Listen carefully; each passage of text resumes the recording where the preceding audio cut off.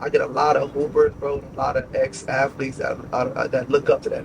Like, I like how you switch flawlessly and you didn't care about what anybody said. Because as you know, man, when you play a sport, bro, that's you grow up every single day, day in, day out. That's what you're doing. That's all you think about. That's your life. That's who you are. That's your identity. You know what I'm saying? So to be able to switch that identity and then put that energy into something else, man, like I feel really good about that. All money, all money. Yeah. It's amazing to be alive when want you to die. Mad at every check you deposit. I see it all in their eyes. I'ma stunt harder. I'ma shop more. Black bellboy Persian rugs at the door. Giving jobs, living like the mob. A scotch and a soda, Anastasia.com. People talking about me, say I got a body. Or are they mad at me that the house got a lobby? Big 4/5 spliff at the boat slip. Tiptoeing through the city, Alvin Ailey with a...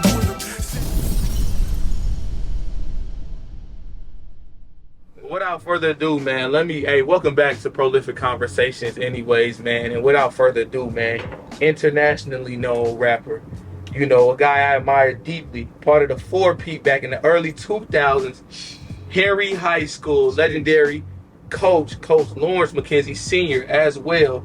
This man has also been featured on MTV Jams with the hit song Sincerely Mac, and also on BET Jams with the Say feature my boy Mac Turner. For sure. By the way, my brother, man, I admire you deeply. Mac Irv himself, welcome to the show, my dog. Appreciate you having me. You know it, man. You know it, man. For sure, man. How you feeling, big dog? Good, man. We got the Ciroc on. Got the Ciroc, the vibes, man. Hey, I'm gonna let you toast. I do this on the show, so I did the first episode. I'm gonna let you say the toast, being the guest, man. Let's do a toast to Prolific Conversation. Yes, sir. Big things in the future, and positive vibes. Indeed, my brother. Salute. Here we go. So, man, just checking in, man. We get on the show right away. I like to do a segment called Beefing, man. And beefing is like, it's like, you know, we from the hood, so joning on somebody, cracking on somebody. But this is like a folk tale. You being from Henry, you know, this is all my family from North. I'm a Polar. Your dad coached there, legendary coach now. Yeah. So who really, the debate is, man, who really better in basketball? When it come down to the city, who the best team, pound for pound, from your generation to Khalid to who else we got? RP Jabari, RP Huey. So my era.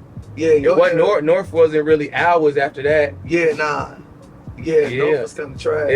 They was down for a minute, but then now Tyler and them, and what your dad did with them, and so you know what can you say? I ain't even gonna let you say it because I know you already know. You know I'm biased. You know what I'm saying? Like I feel like you see that. Like I feel like nobody at that point could really mess with us. We had so many. Like we had 6-7 Division I players on one team.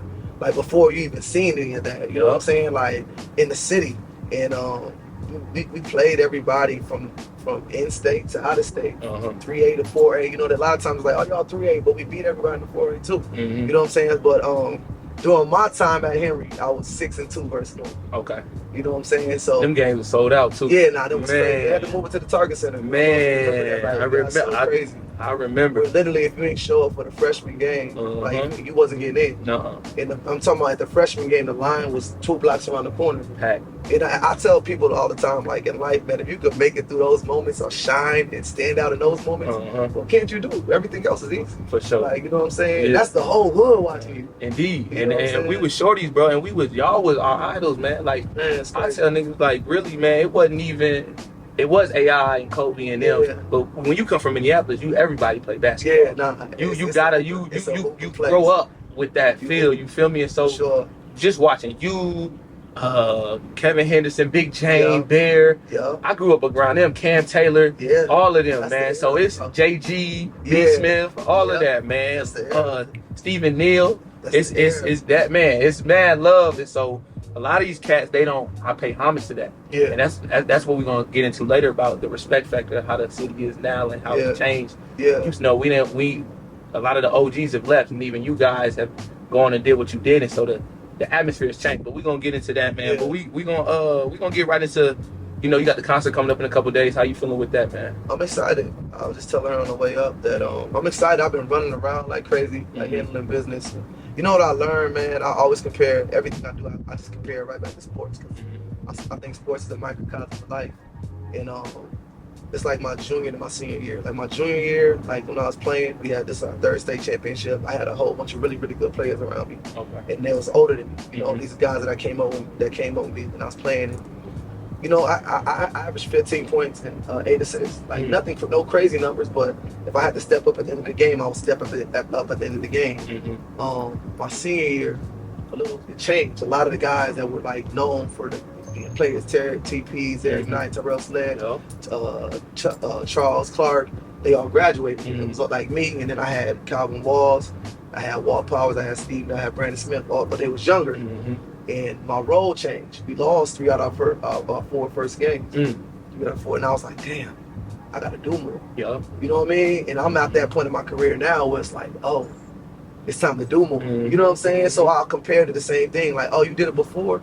All you gotta do is do it again. So I've been running around. I've been making sure people get tickets. I've been checking in on merch. I've been checking in to make sure we got their mics and everything is right. We got everything, all our banners for the show.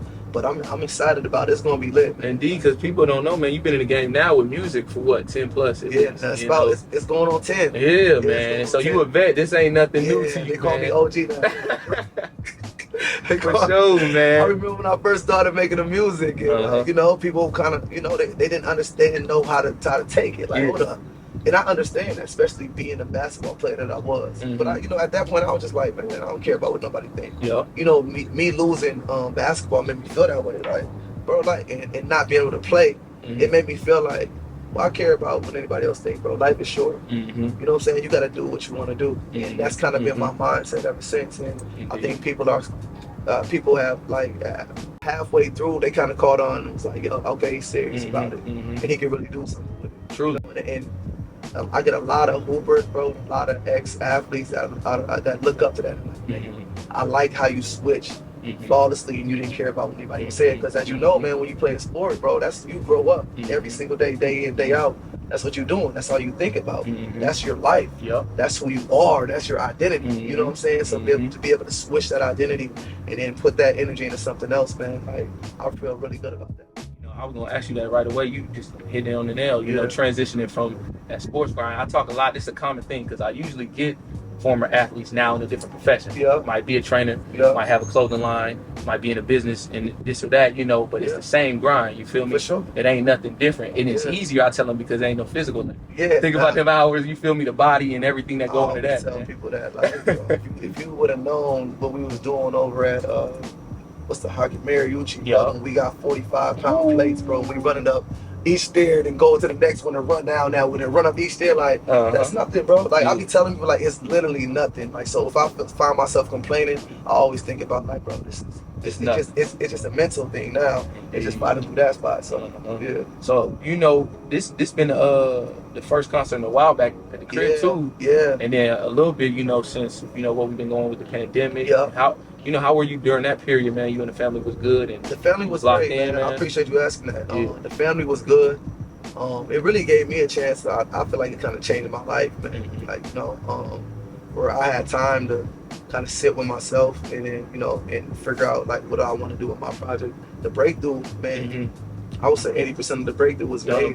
It was not done. It was made during the pandemic because I had time just to sit around, write, reflect, and just perfect my craft. I think that really helped me a lot. So this is powerful. Then, you know, I like to talk about this because you know, not only did we have the pandemic, we had George Floyd. You know, and everything that came with that.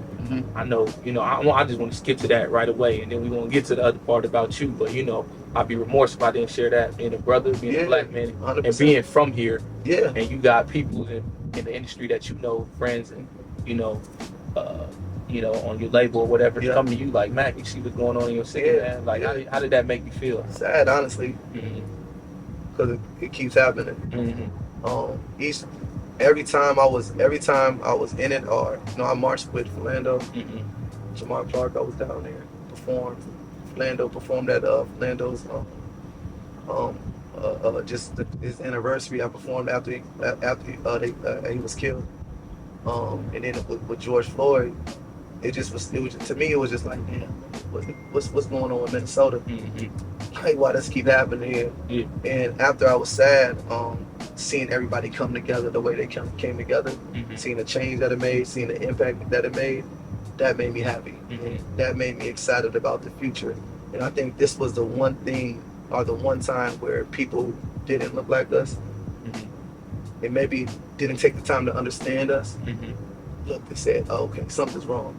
And now they wanted to find out. So it opened the eyes of people. So even though it was a sad thing, it was almost like it was necessary in that moment. And I just do truly believe everything does happen for a reason. You got to trust that. And of course, we don't want people to, you know what I mean, die at the hands of the police. But I think that was definitely a wake-up call, not only for Minnesota, but for the entire world. For sure, man. It definitely, I said it, we already had a heartbeat, but they definitely, definitely can hear us now. You feel me? As a black community, We turned it up. Everybody was like, yo, I got calls from all over. My homie, I did a song with this dude named JLOL. Okay. It's called No Rivals, from Ireland. Okay, yep, I seen that. He over there in Ireland, Jordan, he hit me up, like, you see me? I'm like, yeah, like, you know what I'm saying? That's Ireland, fam. You understand what I'm saying? Like, the connection that Minnesota, the energy of the things that happened from Minnesota was affecting so many places. And that made me feel like, too, like, man, we turned up. We could have stayed calm, but we got that kind of energy here, though. We like, do. You know that. You know what I'm saying? Like, we grit like that. People really don't see that, or they don't believe in that, but we got that. But it was like, oh, okay, yeah, it's something going on. Yeah, so sure. Yeah. Just give us a brief synopsis on, from going from here to OU, then back to the crib, play for the U. How was that for you? And then talk a little bit about the pro career before you made that transition to the music business.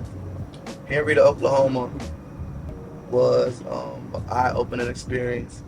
And it was dope. I came into that program. We was ranked number 7 in the country. I started as a freshman. Me and Drew Lavender, 2 freshmen, started in the backcourt, and it was a good experience. But what happened was, for me, I was used to being Coach Hart. Coach Kelvin Sampson is a great coach. He coached Houston this year. He's been doing his thing. He was at Indiana before that. I was injured, and I didn't know it. Right, so my freshman year, I'm killing, dog. Like, you get letters, kind of like you get college. Yep. So it's like NBA, Houston Rockets, Dallas Mavericks, Milwaukee Bucks, Minnesota Timberwolves. I'm getting all these letters. I'm telling coach, like, I'm out, bro, after this year. I'm doing one more and I'm out. I see Chris Humphries dip, you know what I'm saying? Like, that was like kind of my life right here. I'm like, oh, I'm out, you know what I mean? Bro, I'm in the gym all summer. I'm talking about smoking everybody. So they went to the Final Four the year before. So what happens is all the players, they come back. I'm smoking everybody in the gym, bro. I'm talking about embarrassing. They going crazy. Coach can call me in the office. Like, man, everybody's saying you're going to be our best player. I'm like, yeah, I'm killing everybody. I'm putting in the work, too. All of a sudden, out of nowhere, I can't move, can't do shit the way I was doing it. I'm not explosive. I don't know what's going on. You know what I'm saying? This is my sophomore year. I don't know what's going on. I went from starting. I'm 6 man. I don't like that. I'm like, nah. You know what I'm saying? Like, I accepted though. In that year, I shot. What's crazy is that year, I shot the top in the Big 12 in 3-point percentage. You know what I'm saying? We still won the Big 12 championship. We was supposed to be ranked number 1 in the country, but I don't know. I just didn't feel right, and I didn't know what it was. So I ended up transferring. Let's go back to the U. So I transferred back to the U. I wondered if I was going to sit out somewhere. I said I'm going to sit out at home. I ended up transferring back to the U. You had Tubby, right? So Tubby came my last year. So before I started with Munson, we was trash, bro. That's about trash, man. I don't think we won like 8 games that year. They got Munson out of there. Right? So I'm still balling on. You know what I mean? I'm second team All Big Ten. I'm averaging 17 a game. Tubby kind of come in and it's like, I think when Tubby came in, he knew I was a senior. You got to know if you got a new coach as a senior, they really ain't rocking with you. Because they thinking about the future and the recruit. You know what I'm saying? Yeah, so I still ball, you know what I mean? At the beginning of the season, I kind of trust him. He's like, I want you to do this more, I want you to pass more, I want you to do this. And I'm like, all right, cool. But by the time I ended the season, last 10 games, I just started going crazy. I'm like, man, nah, I got to go, bro. You know what I'm saying? So I probably averaged like 20 points the last couple of games. And then ended up, leaving the U, graduating there with a business marketing degree, going overseas. Going overseas, playing in Macedonia.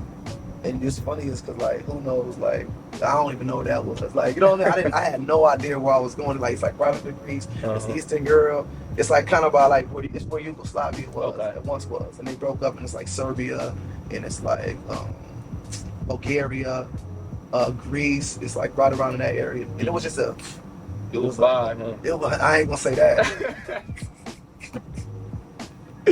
It was an eye opener. It was like, whoa, like it made me appreciate being in America. Like, it felt like that. Like where I live was smooth. You know what I mean? My company I played for was making $1 million a day, but everything else around that, I think you get that a lot overseas, where it's like there's some rich people and everything else is like poor. It's like Marcy Projects type shit. Like, you know what I'm saying? But I went over there, played over there for a little bit, came back, played in the D League with the Lakers.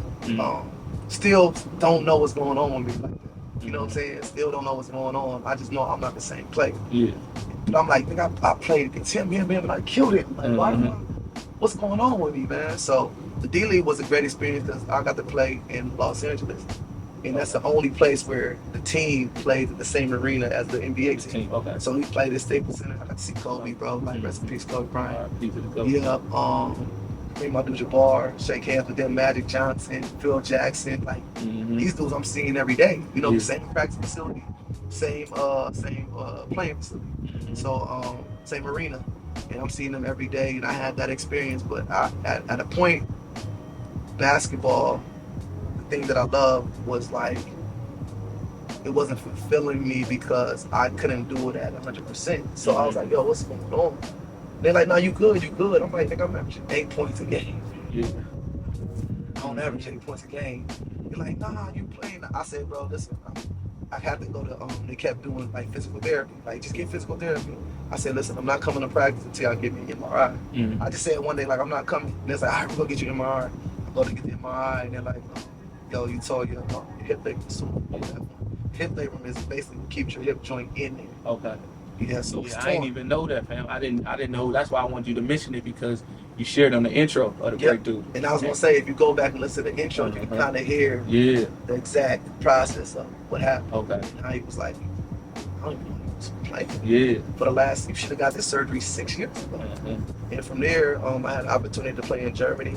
I had a 6-figure contract, and I was rehabbing. And I just wasn't feeling it. I was like, man. I turned it down. My agent went crazy on me.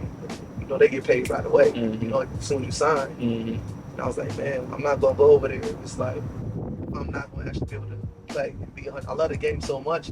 I don't want to not do it at 100%. When you in album mode, what does album mode look like to you before you start a new project? When you get done with the old project and going into the new, sitting down with everybody at PLE. And you really are y'all creating the next idea. Album mode is transparency. Transparency is what sells you to people. When whatever you put out or whatever you say matches up to whatever you do and whatever you got going on in your life. You know what I'm saying? So my next project was already on my mind. MWTD. I don't know if you see me post that a lot, but more work to do. Okay. You know what I'm saying? Like, that's the next thing. Whatever I'm going through right now, I'm out in LA, going away from my kids. This shit bothering me. You know what I'm saying? I got to keep grinding. Oh, I know I got this, and I know y'all heard the breakthrough, but guess what's coming next? I'm still not where I want to be. Yeah. You know what I'm saying? Like, all of this is, you understand? For me, like I said, I just want to give you exactly where I'm at in that moment. I think that's what is that's what's important for relevancy, because it's relevant to who you are and what you're doing and what somebody else could be doing in that exact same moment. I feel like that's why people relate to the breakthrough, because either in life, this is what happens. Either you're at your breakthrough, you got past your breakthrough, or you're right. It's the moment right before your breakthrough. You know what I'm saying? So who can't relate to that? Who can't relate to being down? Who can't relate to saying, you know what, man, I'm about to get up and grind? Who can't relate to finally being up and saying, man, thank you, God, for letting me get here? You know what I'm saying? So I think it's important just to be relevant. As long as you make it relevant. I could be like, I came up having a conversation with D Green. You know, something I just talked about the team. Shit with me, something thing, the things, like, that's easy. Real quick. I did that today. You know what I'm saying? So I could easily go right there. And I think as long as we do that, man, shit. Indeed. Win. So going into the breakthrough, this is it's the current project right now. What's going on. If you haven't listened to it, check it out. Great album, great, man, phenomenal, underrated, man, for sure. Please. I love the actual song, The Breakthrough, with ET on there. ET is one of my favorite, man. I talk about him daily as well. So even that cut, man, got me, motivated me, man. And it was just it be the slight little things, man, like that. So in that project, what was you trying to lean to as far as the culture? What were you trying to give us in your eyes and people you was trying to get people to see outside of, like you just mentioned, the breakthrough, but because it was a good mix. It was, some R&B, some R&B, but then it was some. I feel like it was definitely some bars. Yeah, in my life, I would just consider myself just a well-rounded person. I always say that growing up in North Minneapolis, and then crossing that bridge, I went to school over in South Minneapolis for elementary at Kenwood. I have friends who live on Lake of the Isles. Okay. This is 7, 8 years old. I'm going from North Minneapolis to Lake of the Isles. Big mansions on the lake. Oh shit. They got all snacks. Here with food. Wait, you got this, that. Wait, oh, don't. Hey, get my words. Like, you know what I'm saying? Oh, this. Then my other homie on 14th and up there, this light just got cut off. You know what I'm saying? Like, I'm at the crib, the lights on. Man, what's going on, man? You know what I'm saying? Like, so I understand both sides. I call that just being very well-rounded and having an understanding. And I think perspective is important. Perspective, the way you see the world. Like, some people can only see the world through one lens. The more people you get around, the more you have conversation, the more places you go, the more perspective that you're gonna have. So that's what the breakthrough was all about. You know what I'm saying? So I wanted to give people that on the album. And I feel like it's crazy when I did say, and nobody said nothing, and I sang the whole thing. I was like, oh, yeah, okay. People actually understand. Like, this is him. You know what I'm saying? Like, they're not like, oh, he's trying to sing, trying to do this. Nah, like, this is it. And I think that's important about being the best creator you could possibly be, is not having, don't have no limits, but don't do no shit that's not you. I ain't gonna talk about no game banging. I ain't gonna talk about no dope I sold. I ain't gonna talk about nobody I shot, because I ain't do that. That's not what I want to do. So I was gonna mention though, real quick, who was some of the artists that you really, you just mentioned a lot of my admiration, but who are the artists that you respect the most in the game, period? Underground, known, whatever, that you kind of admire your game and your style. Coming up, listening, man, I listen to Jay-Z, of course. Ho, just for his business etiquette, the way he carried himself. I feel like Ho was one of them dudes, is like, everything that you said to him just kind of like slid off his shoulders. And I feel like that's kind of how I've been moving in Minneapolis. Like, I've had a lot of people make videos. I don't know if you've seen early in my career, bro. Like, there's a lot of hate. A lot of hate, a lot of this, a lot of that, a lot of he ain't from the hood, a lot of, you know what I'm saying, of different accusations, and kind of gotta let that shit slide off your shoulders, and I kind of like Hov, of course, but not just with how he carries himself, but he's an amazing artist. Kanye, I know it's crazy to say kind of now, but he's still a great artist. Pop, you know what I mean, storytelling, feeling emotion, without saying now, and then J. Cole, Kendrick's, man, you can't take anything away from Drake. He's an amazing artist. The way he makes music, I'm trying to think anybody else that I might be missing. I think sometimes too, I get that Nas feeling, man. Yeah, I ain't Nas, gonna lie. You get that Nas feeling. You get that Nas feeling, man. And his new album, I listened to his new album, and I was like, I said, bro, I gotta find him, boy. Yeah. So I was gonna ask, you translated right into something perfect, man. Shout out to PLE. We've been talking about it, and so I'm gonna let you talk a little bit about it, but I want to be politically correct because I don't know too much about the industry and the game. So are you signed to PLE?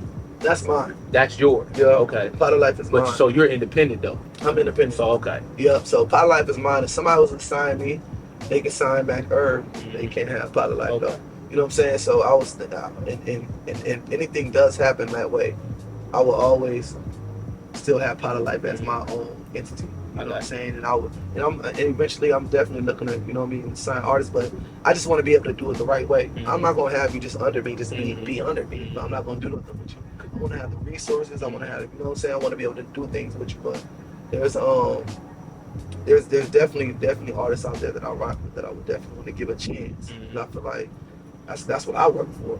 And the only people that actually gave me that chance was Stop House. People that I do a lot of my tours with. That's my guy Prov. I toured the entire country with Prov. And there was nobody else that would really take a chance on me.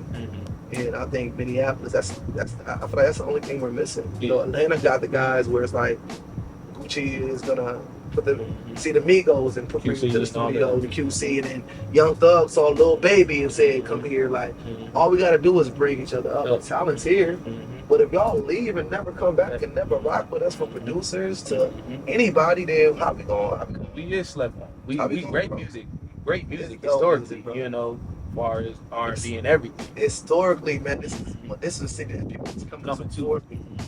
So why you think I would just leave? They don't just leave. They all just left. You know what I'm saying? And then come back. So I feel like in order for it to grow, man, if that's got to be my role, then I'll take that role on. For sure. Yeah. You know, I was going to hit it right there. I was going to say, what do you feel like you got to do to rebuild the spirit far in the music industry here and in the community, you know, Yeah. for growing and being a leader here? You know? Yeah, I think that's it, man. Like, what's the? At the end of the day, man, God gives you this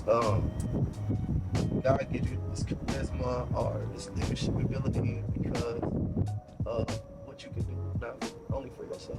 You know what I'm saying? But for the people around you. Community, as far as you, how does that evolve too? You know, the game of making sure that's on tap. We talk about physical health, mentally, man. You know, how has that evolved for you from the beginning when you got into the rap game until now? Expressing myself has helped me a lot. My bro used to be my JV coach, but he's like a big brother to me. He always was like, bro, you need to really tap in to therapy. You know, he's like, I saw you grow up. I know things that, you know what I'm saying. Like, you need to tap into therapy. Like, it's great because you get it and you're there. He's like, but you'll never always get all the way there until you truly like get around somebody that's gonna like help you push that outside of you. But bro, mental health is like, I just thank God for my sanity at this point. Yeah. Me and my homies talk about all the time. Like, bro, we made it to this age. A lot of our homies, bro, they don't look the same. They don't act the same. Yeah. They are not the same because there's so much pressure in the world. There's so much pressure out here from, especially being a black man. You know, like, you're supposed to be doing this. You should have this. You need to have this. You need to be rich. Nigga, why can't you just work a regular job at the grocery store? It used to be like that. Yeah. You know what I'm saying? But with social media, with everybody showing everything that they have all the time, but you thinking that you're supposed to be a certain way, that puts a lot of pressure on you. And that could cause depression. And that could lead to a whole bunch of different things, whether that's what's your name, addiction, like any substance abuse. You know what I mean? Whether that's a lot of different things. And I think when you start depending on that could like change your mindset and change who you are and internally and entirely, you know? So for me, man, mental health is, like I said, staying on top of my stuff, making sure I stay physically fit so I feel good, making sure I'm trying to read as much as possible, making sure I'm trying to meditate as much as possible, getting out, taking walks, you know, just making sure I understand that this is part of it.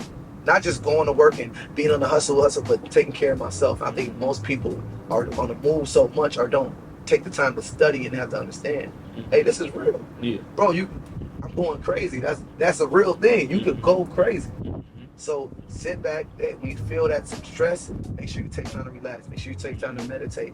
Make sure you take time to start planning things out on your goals, so you don't put so much pressure on yourself. And I think that's important for me. I just kind of go with the flow. I just kind of go with the flow. And I know you mentioned, you know, one thing that helps you out is fatherhood now. Yeah. I know you got two girls, right? Three Girls, man. Yeah, I got Salute to you, man. Yeah, That's a game changer right there. I don't have kids yet, but that's a game changer. So I know that definitely is a blessing for you. Yeah, a big blessing. You know, dealing with my girls helped me understand how to treat women. You know, coming from being a college basketball player, you know, and just kind of having my way. I did a lot of crazy stuff.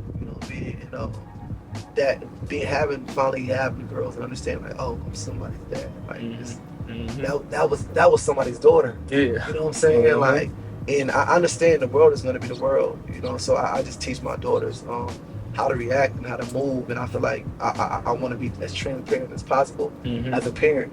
So that's one of those things that like that I've learned and that has helped me and has changed my perspective, like I was talking to you before about, and also that I wake up and I move for. You know what I mean? I wake up every morning and say, man, it's people that's dependent on me. You know what I mean? I can't. I ain't know. I'm too tired. I can't be too tired. You know what I'm saying? Like, I gotta go. And when I have that inspiration, that's non-stop inspiration. Yeah. You know. So what would you say you took from your dad and you put into your fatherhood? Or vice versa. The things you didn't like that. He's trying to know. No. My dad was is a great dad, not only for me, but just in the community, man. Like, you know how many kids he's taking care of, not bigger than coaching. He's picking people up that need food. He's writing his former players checks to keep it lights on. You know what I'm saying? Like, this is it for him, and it's way bigger than basketball. So for me, it's just being there. My dad, that's one thing I always say. He was always there. You know, so even when I went to LA, my daughters came out there. You know what I mean? For the last 3 days, we went to Universal Studios. We went to the beach. You know what I'm saying? Dad is gonna be away, and Dad is gonna sacrifice. But just know, Dad is always gonna be there. And I think that's important, just to know you can depend on me. You know, in life, and that's all we want, bro. Like, we just want somebody we can depend on. You know what I mean? And I think it's important for them, your kids, to know, or just people to know that no matter what happens, whether that's relationships, whether that's friendships, that family is always something that you can bounce back on. So just being there and seeing it through with them, you know? Indeed. I appreciate it, bro. You definitely influenced me, bro. It's an honor, bro, to have you on this when I'm on the ground roots, because this is what I'm gonna look back on, and when I do get to that level, be like, back fuck with me back then, man. Solid, man. And I love solid people and solid energy, bro. That's what it's all about. When you vibe with somebody, I could have did this without my iPad, low key, but I had to make sure I say my words right, be politically correct. But man, this love, man. I appreciate you, bro. You true legend, true Northside legend, man. And just keep going, man, because you inspired me. So I'm gonna be able to tell the next kid, tell them you can be like that, you can be like me. That's what it's all about. You ain't gotta be out here doing what they consume. Connect the dots, man. You gotta just bust your ass. You feel That's it. Gotta go hard. Indeed, bro. Appreciate it, man. Much love, man. We out. Yes, sir.